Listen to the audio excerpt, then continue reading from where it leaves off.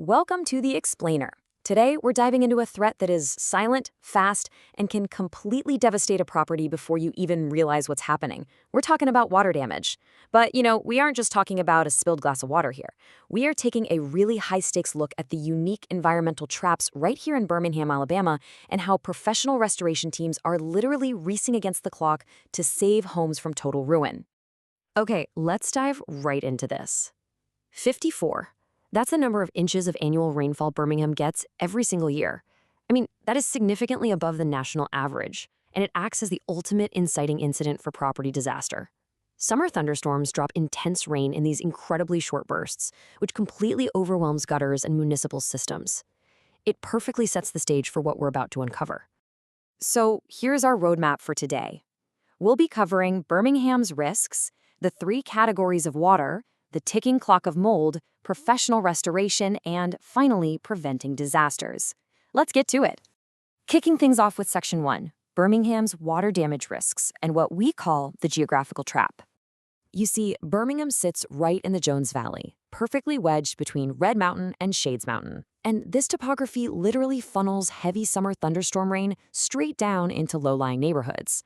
But the real villain? Well, that's lurking right beneath the surface. It's the red clay soil. This clay does not absorb water well at all. When it gets saturated, it creates hydrostatic pressure. Think of it like a giant hydraulic press, literally pushing moisture directly into foundations, basements, and crawl spaces. Now, this threat impacts different properties in totally different ways. Take older neighborhoods, like Highland Park, for example. These homes often feature pier and beam construction, making them extremely vulnerable to moisture just creeping right up into the crawl space. Now, compare that to newer developments in places like Hoover or Vestavia Hills. These homes frequently have beautifully finished basements, but sadly, they become perfect catch basins for that groundwater intrusion, and they end up flooding regularly during those big spring storms. Moving right along to Section 2, the 3 categories of water and the escalation of threat. To really understand the science of water degradation, we first need to understand who actually writes the rules. Enter the IICRC standards. These are the strict professional protocols used across the entire restoration industry, and they classify water damage based on contamination levels. Professional teams rely on these guidelines to assess a situation and ensure the complete, safe recovery that insurance companies absolutely require before they'll even think about processing your claim. Now, what's really interesting here is the terrifying escalation of this threat. We start at Category 1. This is clean water, say a broken supply line or just direct rain. The threat here is minimal, and materials are usually salvageable with some rapid drying. But it gets worse. Category 2 is what we call gray water. Think washing machine overflows. This carries a legitimate sickness risk and demands specialized antimicrobial treatment. And then we hit Category 3. Black water. This is sewage or outside flood water. It poses a severe health risk and requires complete structural gutting. We're talking porous materials like drywall and carpets having to be completely ripped out and thrown away. Which brings us to Section 3, the ticking clock of mold. We're looking at a strict 48-hour window. Let's trace out this urgent timeline. At hour 0, standing water begins soaking into your drywall. And because of Birmingham's notoriously high year-round humidity, that clean Category 1 water degrades fast. By hour 48, it has become a Category 2 biothreat, and toxic mold spores are rapidly multiplying across those damp surfaces. To stop this from happening, a strict structural drying timeline of 3 to 5 days is absolutely required. If you miss this window, the mold simply takes over. And it's not just the mold you have to worry about during those first few days. The structural consequences are just devastating. Saturated wood framing warps and completely loses its load-bearing strength. Drywall simply crumbles away. And remember that red clay soil we talked about earlier? Well, as it gets wetter, it actually expands. This adds a crushing physical pressure right against your home's foundation. It's literally a multi-front attack on your property. All right, Section 4, the professional restoration process. Let's look at the tactical response. So, let's pivot from the problem to the solution and see how this all builds. We really need to frame these professional restoration teams not just as standard cleanup crews, but as highly sophisticated task forces. Their tactical response happens in 3 strict steps. Step 1, assessment and extraction. A fast response here is absolutely critical, often within 60 minutes, to halt the damage by yanking out that standing water. Step 2 is intensive drying and dehumidification.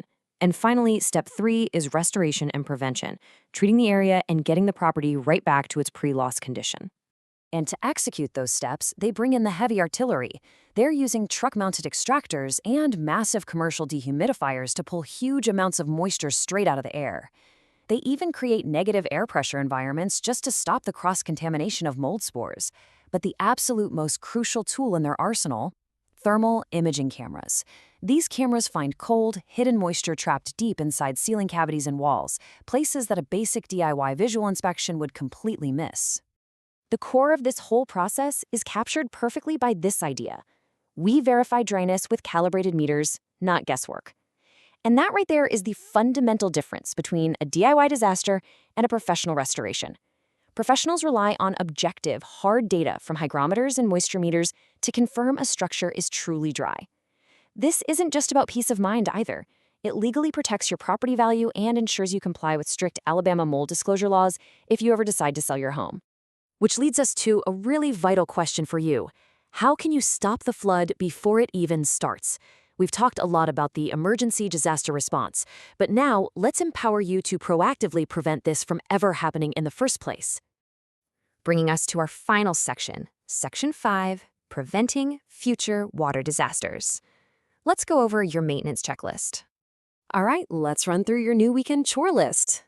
The joys of homeownership, right? First, inspect your roof twice a year and clean out those gutters every single season so they can actually handle those massive thunderstorms. Inside, you need to replace older washing machine hoses every 5 years. Seriously, a simple $20 hose can cause thousands of dollars in damage. Test your sump pumps quarterly, install some cheap battery-operated water alarms near your major appliances, and crucially, make sure to insulate pipes in unheated spaces to protect against those rare but incredibly devastating winter cold snaps. The major takeaway here is simple. Regular maintenance catches small problems way before they become expensive disasters.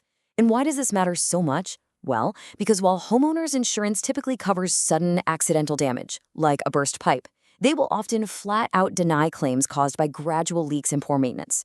You absolutely have to be proactive to protect your investment. So I want to leave you with one final, slightly provocative thought. Is your property quietly ticking toward a 48-hour mold countdown right now? It's a bit of an unsettling question, I know, but hopefully it highly motivates you to go check your plumbing, clear off your roof, and inspect that basement today. Thanks so much for joining me on this explainer, and hey, stay dry out there.